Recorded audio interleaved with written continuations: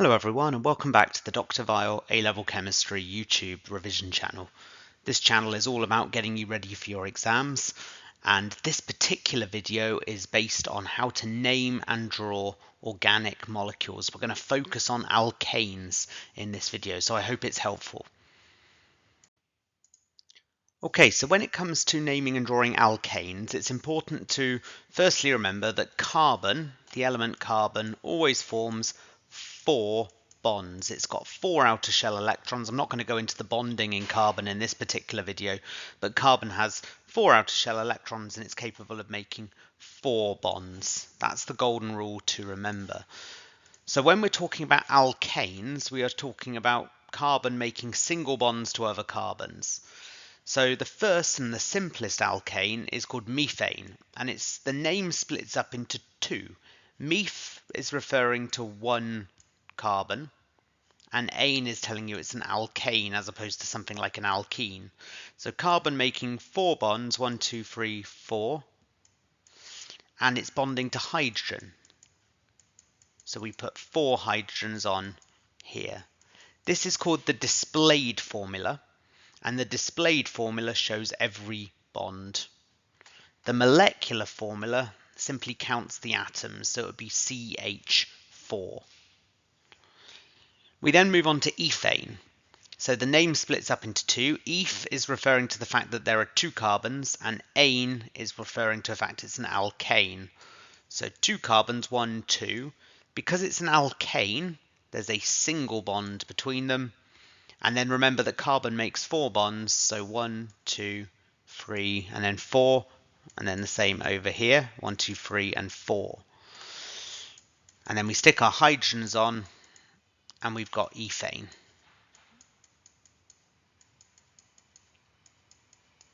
So that's the displayed formula showing every single bond.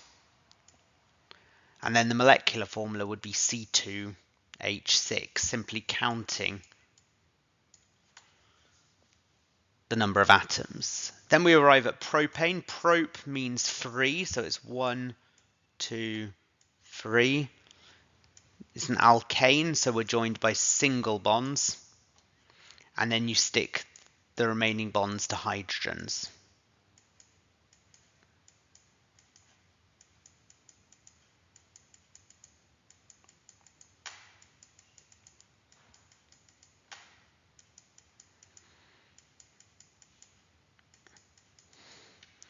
And this would be C3H8 for the molecular formula. And then butane, not going to labour this too much now. Bute means 4, so it's 1, 2, 3, 4 carbons joined by single bonds, and then stick your bonds to the hydrogens on, as so.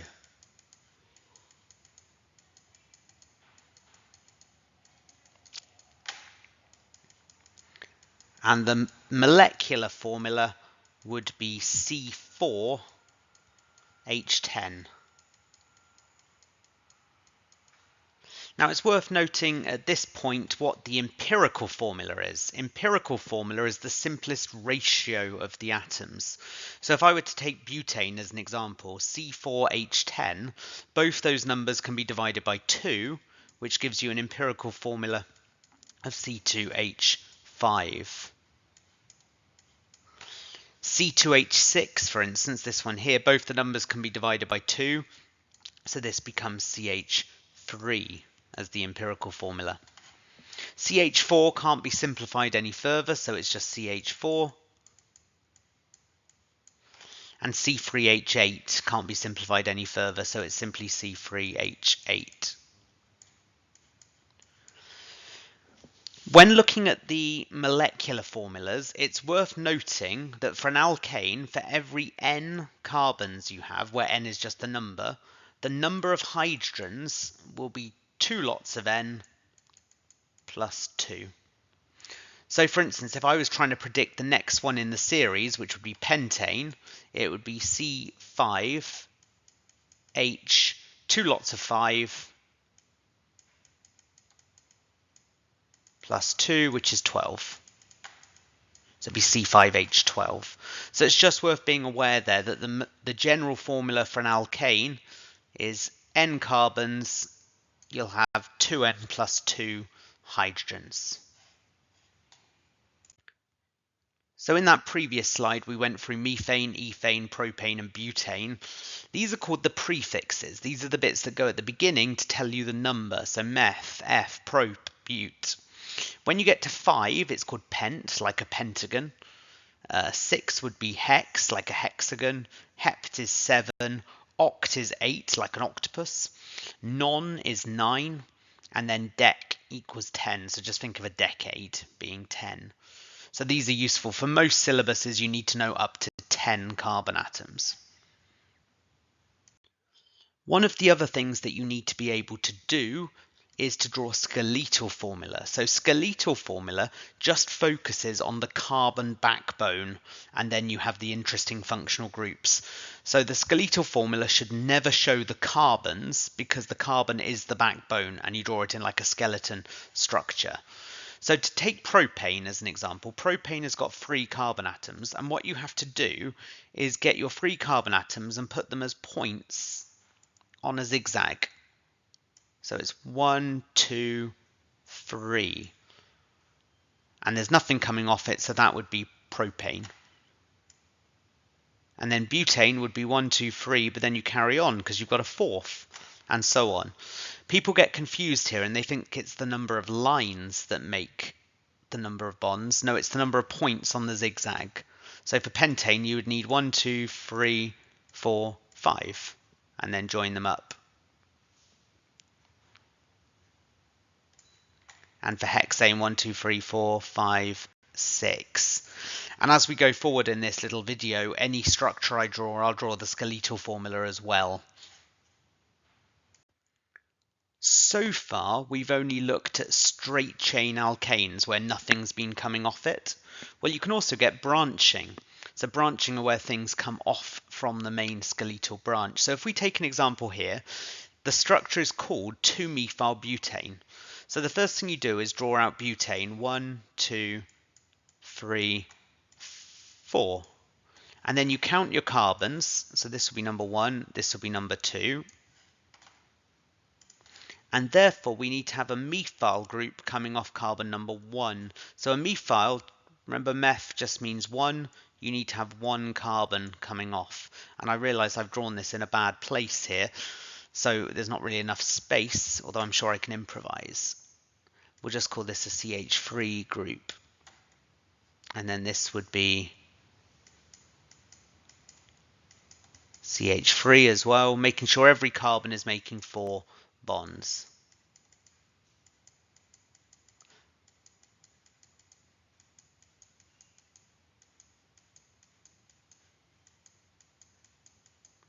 Okay, so that would be 2-methyl-butane. Now technically, we don't really need the 2 because there's only one position that the methyl group can be in. If it was on carbon number 1, it would just be pentane. If it was in carbon number 3, that's the same as carbon number 2, but we always go with the lowest possible numbers. So the 2 is kind of unnecessary. You probably wouldn't get marked down for it though, but it's unnecessary. In terms of skeletal formula, draw out butane, and then you'd have your branch coming off carbon number 2. For hexane, so 3-methyl-hexane, you've got 1, 2, 3, 4, 5, 6, and you've got a methyl group coming off carbon number 3, which we'll just call the CH3 group. And then we put our hydrogens on. I'm just going to save time, call that CH3, CH2, CH, CH2, CH2, and CH3. In terms of the skeletal formula, you draw out hexane, 1, 2, 3, 4, 5, 6, and then go 1, 2, 3, so it will be here. By convention, if both the points on the zigzag are going down, the branch goes down. On the previous example, if both the points on the zigzag are going up, the branch goes up. Carrying on with this one, these are examples of where you have more than one branch coming off. So 2,3-dimethylbutane, you've got 1, 2, 3, 4, because it's butane, but you've got a methyl group on the 2 and the 3 position. So a CH3 group on the 2 and the 3 position, and then stick your remaining hydrogens on.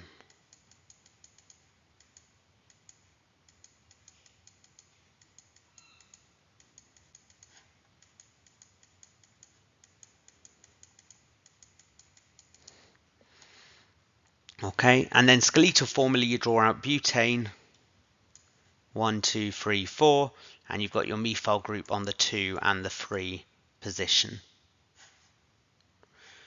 And in a similar way, 2,2,3-trimethylhexane, you've got 6, so 1, 2, 3, 4, 5, 6, and you've got a methyl group on carbon number 2, another methyl group on carbon number 2,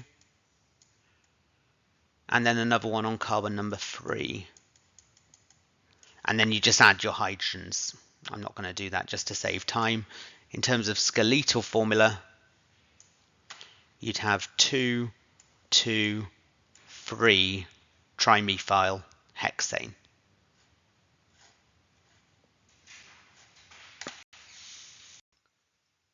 So on this page, we've got examples of branches other than methyl groups where we can have, for instance, halogens bonded to the alkane. So in the first example, we've got the name 2-chlorohexane. So hex means 6. You draw out 6 carbons in one chain. And then you've got a chlorine coming off carbon number 2, which will be this one here. By the way, it's okay to do it from right to left. That would be exactly the same, in which case it would be this one here. But generally we go from left to right in this situation. So 2-chlorohexane, and then you just put the rest as hydrogens. Okay, and in terms of skeletal formula, you draw out hexane, so 1, 2, 3, 4, 5, 6.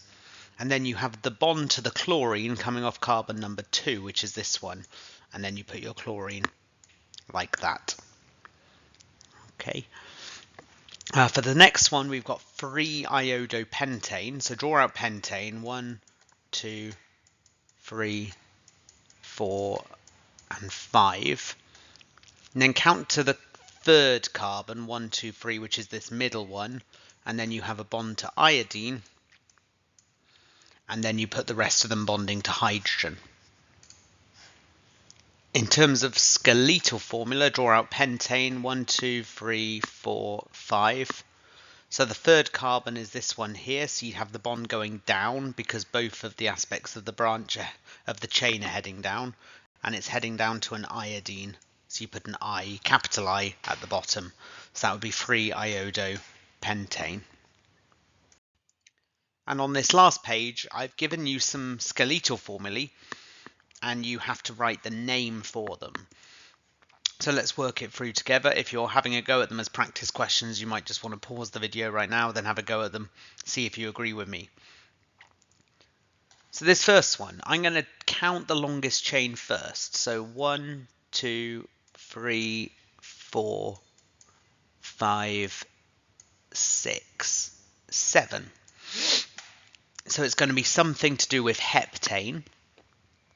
And you've got a methyl group in the 2 and the 5 position. So the name is 2, 5. Wherever you have numbers, you separate them from each other with a comma. Then a dash, and it will be dimethyl. So whenever you have numbers and letters, you separate it with a dash. The di means there are 2 methyls, and then it would be heptane because there's 7. For the second one over here, count the longest chain. So 1, 2, 3, 4, 5, 6. By the way, you always go with the lowest possible numbering system. So I've gone from left to right because that puts the groups on the 2 and the 4 position. If I'd gone from right to left, they would be in the 3 and the 5 position, which wouldn't be correct. So it's 2, then a dash because we're going to move to letters. So it's 2 fluoro, referring to the fluorine, 4 dash bromo, hexane. So 2 fluoro, 4 bromo, hexane. This one underneath, 1, 2, 3, 4, 5, 6, 7.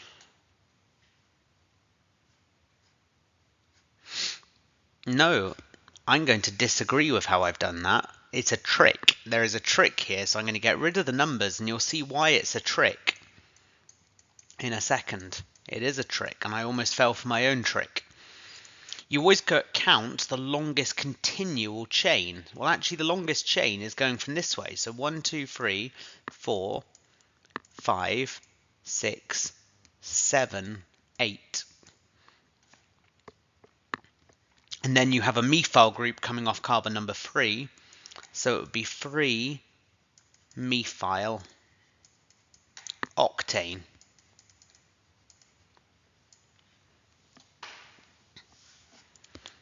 And then lastly, we've got this hexagon here, where you've got 1, 2, 3, 4, 5, 6 carbons in a ring. Now this is a trick because there's no branching. There's no branching on this one. But when you have the carbon atoms in a ring, we put the term cyclo at the beginning. Cyclo meaning a ring. So it would be cyclohexane. And that brings us to the end of this little video. I hope it's been helpful.